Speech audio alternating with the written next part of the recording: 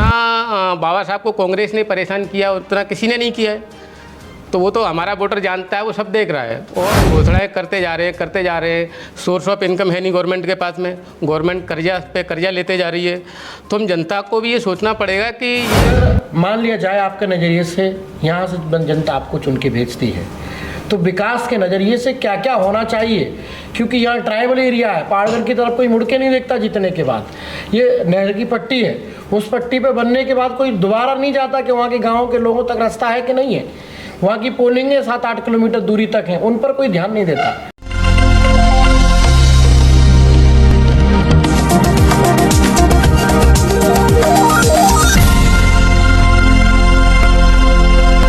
नमस्कार दोस्तों, सियासी शतरंज के इस खेल में अंतिम जो मेहमान है वो बीएसपी के सक्रिय कार्यकर्ता हैं, जो लगातार बीएसपी को जोरा विधानसभा में हर कोने, हर गांव, हर कस्बे में पहुंचाने का काम कर रहे हैं। और आपने देखा जब लोक नायक न्यूज की ग्राउंड रिपोर्ट चल रही थी चंबल के एरिया में, तो इन्हीं का जो नाम था उधर चल रहा था, उनसे आज रूबरू कराने वाले हैं।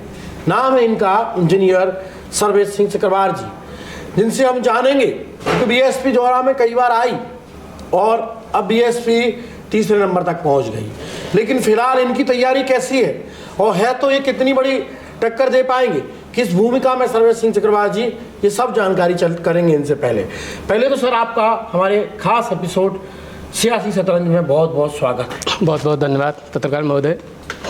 सर आप जोरा में दावेदारी कर रहे हैं और मेरे हिसाब से इस बार बहुत मजबूत दावेदारी आपकी है। निश्चित।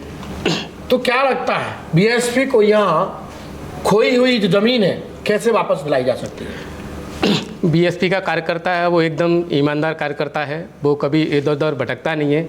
अभी पार्टी ने पास्ट में जो भी गलतियां हुई, जो भी प्रत्याशियों से गलतियां हुई, वो शायद अब पार्टी दोबारा नहीं दोहराएगी।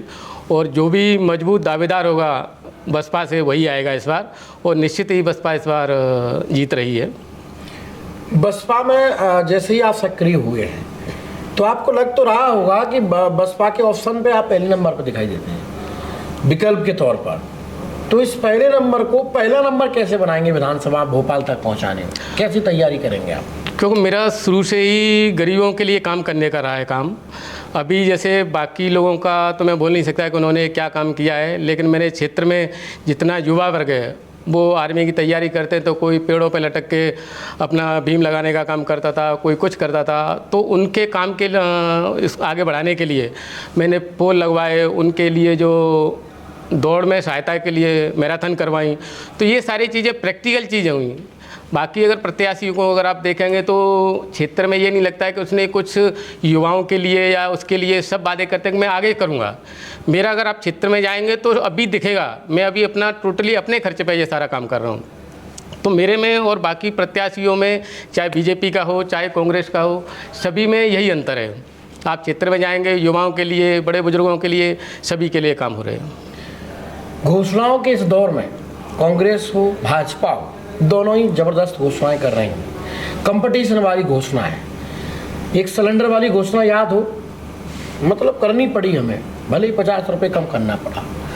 ऐसे दौर में बीएसपी का स्थान कैसे सुनिश्चित करेंगे? लालच दे रही हैं दोनों पार्टियां। बीएसपी किन मुद्दों को लेकर विधानसभा जाने की बात करेगी? जनता सब जानती है। आज की डेट में हम सबको ये सोचना पड़ेगा कि ये पैसा आएगा कहाँ से।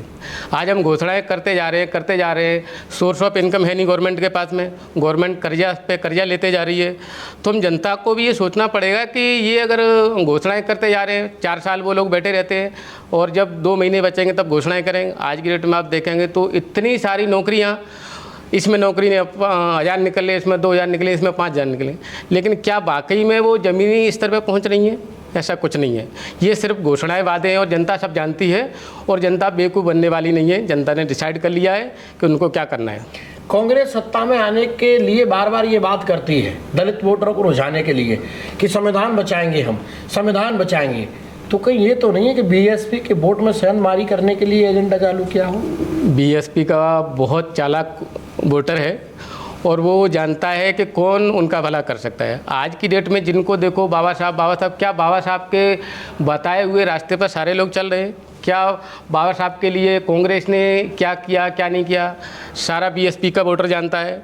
जितना बाबा साहब को कांग्रेस ने परेशान किया उतना किसी ने नहीं किया है, तो वो तो हमारा वोटर जानता है, वो सब देख रहा है। और बीएसपी का वोटर इतना चालाक कि वो जो आएगा किसी को मना नहीं करेगा। आप आओगे सब, चाहे बीजेपी आए, कांग्रेस आए, आम आदमी पार्टी आए, सबको बुलाएगा अपने दर बच्चे में, लेकिन वोट उसको बीएसपी में ही देना। मतलब मानते हैं कि बीएसपी का वोट बेटर केवल बीएसपी के साथ है, केवल बीएसपी के साथ। सर्वेंद्र सिंह सिकरवार जी, आप ये बताइए हमें कि जौरा विधानसभा में अगर मान लिया जाए आपके नज़रिए से यहाँ से जनता आपको चुन के भेजती है, तो विकास के नज़रिए से क्या क्या होना चाहिए? क्योंकि यहाँ ट्राइबल एरिया है, पहाड़गढ़ की तरफ कोई मुड़ के नहीं देखता जीतने के बाद। ये नहर की पट्टी है, उस पट्टी पे बनने के बाद कोई दोबारा नहीं जाता कि वहाँ के गाँव के लोगों तक रास्ता है कि नहीं है। वहाँ की पोलिंग 7-8 किलोमीटर दूरी तक है, उन पर कोई ध्यान नहीं देता। ये सारी चीज़ों पर कहीं आपका ध्यान गया है? नहीं, ये आपने बहुत अच्छा क्वेश्चन किया है। इसमें अभी देखा जाए तो ये हमारा क्षेत्र शिक्षा के माध्यम से और स्वास्थ्य के माध्यम से इतना पिछड़ा हुआ है कि आप सोच नहीं सकते। आज की डेट में शिक्षा पे अगर देखा जाए तो सबसे ज़्यादा अगर परेशान है तो केवल गरीब वर्ग है। मैं ये नहीं कहता कि वो किस जाति से, सभी जातियों से। जो पैसे वाले लोग हैं वो तो जौरा मुरैना शहर में जाके अपने बच्चों को पढ़ा लेते हैं, लेकिन जो गरीब वर्ग है वो कहीं नहीं जाएगा और वो सरकारी स्कूल में जाता है। सरकारी स्कूल में अगर आप देखेंगे जाके तो एक शिक्षक के भरोसे स्कूल चलता है और वहाँ पर भी एक शिक्षक, एक अतिथि शिक्षक। अगर सरकार को इतनी ही ज़्यादा इच्छा थी और उनकी क्षमता थी तो वो स्कूलों में शिक्षा देते। आज की डेट में आप कुछ मत करिए, आप जो गरीब वर्ग है या किसी भी वर्ग है उनको आप शिक्षा दीजिए। नौकरी आप नहीं दे सकते इतने लोगों को, लेकिन आप शिक्षित बना सकते हैं। कोई व्यक्ति शिक्षित होगा वो बाहर जाके अपना काम कर लेगा। आज की डेट में मैं अपना उदाहरण लेता हूँ, मैं पढ़ लिख के मैंने एमपी सरकार से कभी नौकरी नहीं मांगी। मैं बाहर गया, पैसा कमाया, क्षेत्र में काम कर रहा हूँ। तो आप कुछ मत करिए युवाओं को, आप रोज़गार नहीं दीजिए, आप उनको शिक्षित बना दीजिए। लेकिन हमारी सरकारें सिर्फ एक ही काम कर रही हैं कि आप इनको शिक्षित मत बनाइए। अगर आप इनको शिक्षित बनाएंगे तो ये आके क्वेश्चन करेंगे, आपसे प्रश्न करेंगे, अपने अधिकारों की लड़ाई की लड़ेंगे। अभी तो एक ही चीज़ करती है सरकार, बोले इनको अशिक्षित रखो और इनको 1 रुपये किलो गेहूँ दो, 2 रुपये किलो चावल दो, और अभी तो बोले बीड़ी तंबाकू के लिए भी शायद कुछ घोषणाएं करने वाले हैं। आप कुछ मत करो, एकदम निठल्लों की तरह बैठे रहो, खाना खाओ, बैठो आराम से, कोई शिक्षा नहीं, कोई कुछ नहीं। सबसे पहले मेरा शिक्षा पर ही काम रहेगा। दूसरा स्वास्थ्य है। आज की डेट में अगर किसी को बुखार आता है, किसी को छोटी मोटी बीमारी होती है, वो सीधा मुरैना या ग्वालियर जाता है। इतना बड़ा एरिया, अब आप अंदाज़ा लगा सकते हैं कि धौंधा कनार में अगर किसी व्यक्ति को अगर छोटा सा भी चोट लग गया, कुछ हो जाए, अब वो बंदा वहाँ से अपने वाहन से रात को अगर कुछ होता है तो कहाँ जाएगा? मुरैना। अब आप सोच सकते हैं 150 किलोमीटर पर जाएगा तो क्या होगा। तो मेरी 2 ही प्राथमिकता रहेंगी, एक तो शिक्षा और एक स्वास्थ्य। दूसरा, रोजगार के लिए क्या आयाम यहाँ तैयार किए जाएंगे? क्योंकि आज तक आज़ादी के 75 साल बाद भी हम देखते हैं कि जौरा विधानसभा में रोजगार के आयाम नहीं है। मध्य प्रदेश में केवल जौरा विधानसभा को देख लिया जाए तो गांव के 80% घरों में, 20% को छोड़ दिया जाए, 80% घरों में कोई जाति कोई धर्म का घर हो, लेकिन 80% घरों में से हर एक घर से एक नौजवान बाहर पलायन कर गया है रोजगार के लिए। ऐसे में यहाँ रोजगार के नज़रिए से क्या देखते हैं? एक फैक्ट्री थी, शक्कर कारखाना कैलारस में बड़े पैमाने पर, वो भी बंद कर दी सरकार ने, उस पर तो चर्चा ही नहीं करना चाहती। ऐसे में बीएसपी का एजेंडा क्या है रोजगार के लिए? खासकर सर्वेंद्र सिंह सिकरवार जी का एजेंडा क्या है? देखो, सबसे पहले कोशिश रहेगी कि ये कैलारस शुगर मिल जल्दी से जल्दी चालू हो, और दूसरा यहाँ पर शिक्षा को ही बढ़ावा दे सकते हैं। अभी जैसे अगर रोजगार की बात की जाए तो गवर्नमेंट के पास में कितना स्पेस है कि उसको फिल कर पाएँ, वो उतना संभव नहीं है। अगर कोई बोलता है कि नहीं मैं ये कर दूंगा, वो कर दूंगा, वो सब झूठ है, मेरे से गलत बात होगी नहीं। यहाँ पर एक ही चीज़ आप कर सकते हो कि युवाओं को, जितने नए युवा हैं उनको आप टेक्निकल ट्रेनिंग दीजिए, उनको नर्सिंग का कोर्स कराइए, उनको छोटे छोटे जो इंडस्ट्रीज़ हैं उनको टेक्निकल स्किल उनका बढ़ाइए और बाहर कंपनियों में उनको भेजिए। आप वो कर सकते हैं। आप ये बोलो कि 2 साल में 3 साल में कोई यहाँ पर फैक्ट्री लग जाए, वो संभव नहीं है, क्योंकि फैक्ट्री लगने के लिए बहुत सारी चीज़ों की ज़रूरत होती है और जो शायद इस क्षेत्र में संभव नहीं है, क्योंकि आपको रॉ मटेरियल भी बाहर से लाना पड़ेगा, आपको स्किल मैन पावर भी बाहर से लानी पड़ेगी। सारी चीज़ें जब यहाँ से बनेंगी उसके बाद ट्रांसपोर्ट होंगी यहाँ से दूसरी जगह, तो वो यहाँ पॉसिबल नहीं है। तो इंडस्ट्री तो यहाँ पर इतना आसान नहीं है। एक ही चीज़ है कि आप अपने युवाओं को शिक्षित बनाइए और उनको टेक्निकल अपग्रेड करिए और उनको बाहर भेजिए, यही एकमात्र विकल्प है। दूसरा, एक और अंतिम सवाल, बीएसपी इस बार क्या एजेंडे के साथ जौरा विधानसभा नहीं मध्य प्रदेश में जाने वाली है? बीएसपी इस बार सरकार में शामिल हो रही है और वो केवल गरीबों के हक अधिकार की लड़ाई के लिए ही आगे बढ़ रही है और उसका रोजगार, शिक्षा और स्वास्थ्य 3 ही मेन एजेंडे हैं और अकेला जोरा ही नहीं है।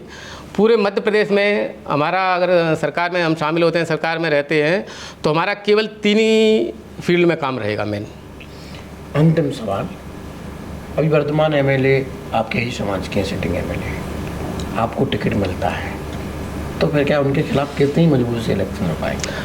बिल्कुल पूरी मजबूत से चुनाव लड़ेंगे, दमदारी से चुनाव लड़ेंगे। और मैं क्या, पूरी जनता चुनाव लड़ाने के लिए इस समय तैयार है। आप कहीं पर भी जाइए, आप लोग तो हर गांव में जाके इंटरव्यू करते रहते हैं, तो मेरे से ज़्यादा आप लोगों को सब जानकारी है कि क्षेत्र की परिस्थिति क्या है। भोपाल जाएगा, पूरी दमदारी से चुनाव लड़ेंगे और जो जनता का आशीर्वाद रहेगा वो सिर माथे पर रहेगा। चुनाव दमदारी से होगा, टिकट मिल जाए, कोई भी सामने हो वो मायने नहीं रखता, क्योंकि जनता के साथ है। और बीएसपी का जो एजेंडा है वो गरीबों, मजलूमों, बेसहाराओं के साथ है। तो वोटर भी है उसके पास और ये विधानसभा बीएसपी 2 से 2 बार 3 बार जीती भी है।